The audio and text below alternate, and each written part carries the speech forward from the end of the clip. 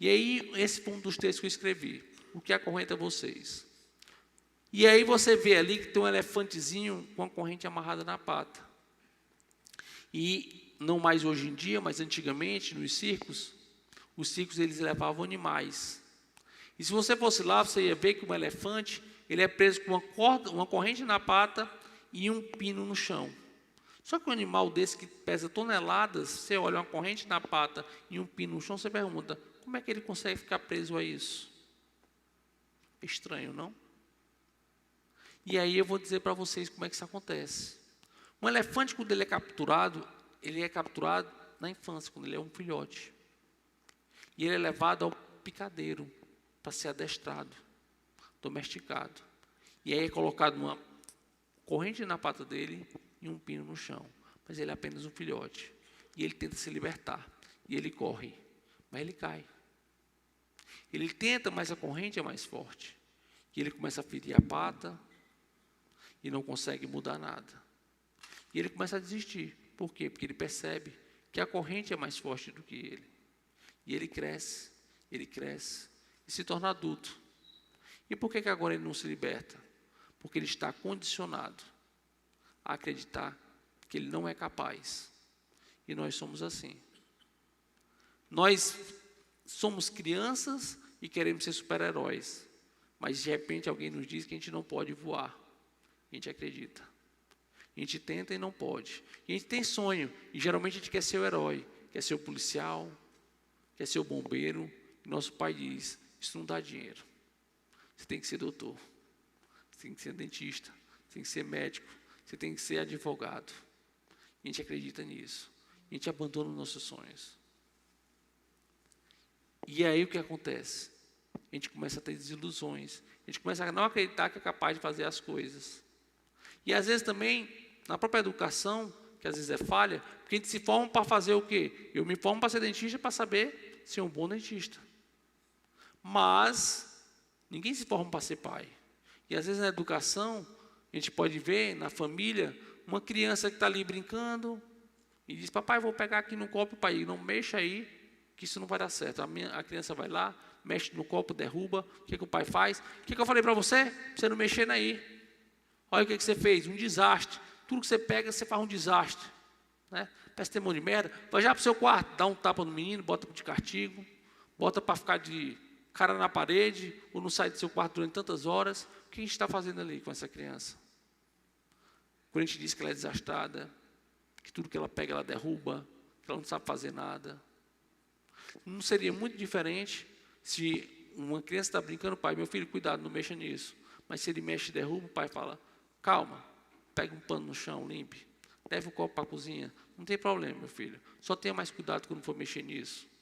Qual é a diferença aí nessa educação? A gente está criando, às vezes, pessoas que vão ter medo e não vão se sentir capazes. Porque aquele a quem ele depositava poder, acabou não sabendo educar. Já outros não. Aqueles que entenderam que eu posso errar, mas eu posso refazer, consertar e dar continuidade à minha vida, as coisas, esse vai ter mais potencial. Ah, Márcio, isso é o único fator determinante? Não, não é. Não existe fator determinante. Cada pessoa internaliza do seu modo. Meu pai disse que ele tinha 8 irmãos e que na casa dele existia uma lei. Quando um errava, os 9 apanhavam. E o avô dele, o pai dele batia demais. Só que meu pai disse, eu não gosto de apanhar e nunca vou bater no filho meu. E eu nunca apanhei. Já um irmão dele disse, rapaz, eu sempre apanhei e me tornei um homem sério e bem-sucedido. Meus filhos vão apanhar todo dia. E haja pé. Né? Então, cada um internaliza e tira um aprendizado de uma mesma lição. E o importante é a gente estar atento para saber qual a lição e qual é o aprendizado que a gente quer levar para o nosso filho, através tanto da comunicação como do exemplo.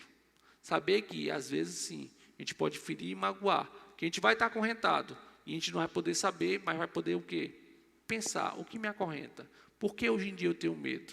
E tentar se descobrir. Porque é no processo de autoconhecimento que eu posso gerenciar os meus passos. Você jamais vai obturar um dente sem nunca ter passado por processo de conhecimento. A gente tem que saber o que vai fazer. E para a gente poder gerenciar os nossos pensamentos e nossas ações, nós temos que nos conhecer. Se nós não conhecemos o porquê do que me trava, como é que eu vou conseguir me destravar? Né? O porquê dos meus medos, Por que eu vou conseguir me destravar? Então, pessoal, eu acabei me quebrando as minhas correntes quando eu comecei a reconhecer a minha capacidade. E aí eu peguei e fiz o quê? Eu passei a ter compromisso com os resultados.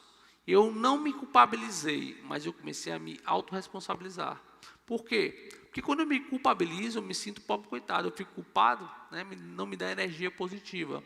Mas quando eu me autorresponsabilizo, quer dizer o quê? Que eu sou responsável por conseguir sair daquela situação.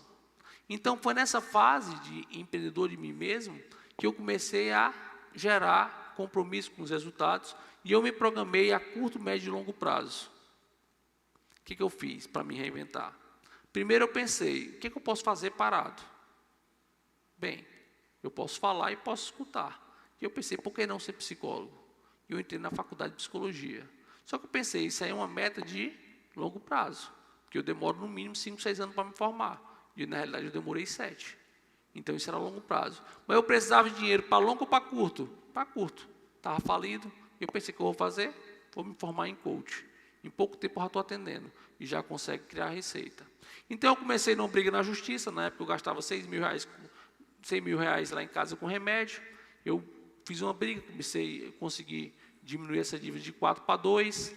Né? Diminuir o quê? A despesa, mas tinha que aumentar a receita. Comecei atrás dos amigos, dizer que eu tinha capacidade, atrás de um emprego, e arranjei meu primeiro emprego, que era fazer a contabilidade de uma empresa, lá de casa, através de um programa.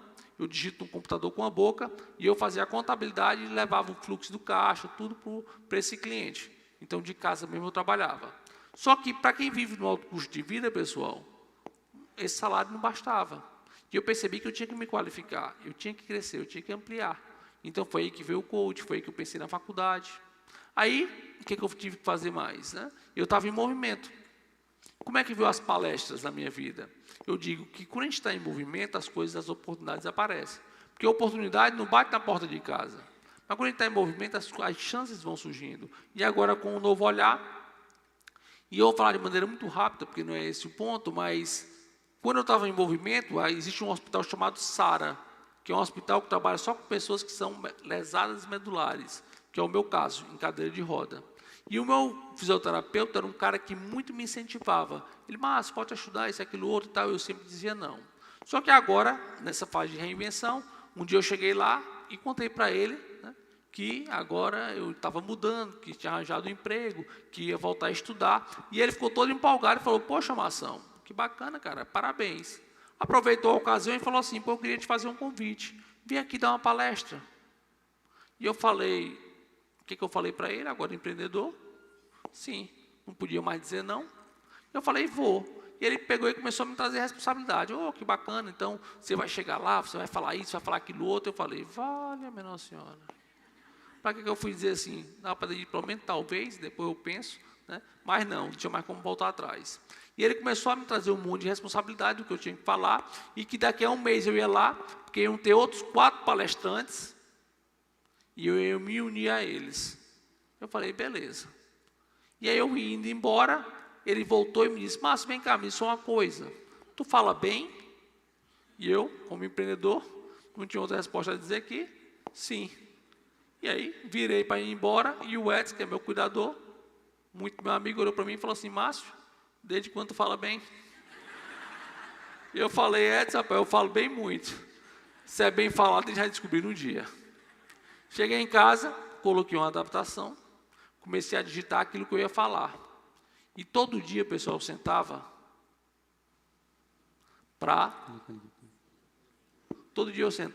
poder decorar aquele texto, porque o meu medo era dar o brancão. Esqueceu o que ia falar diante do palco. E todo dia eu lia.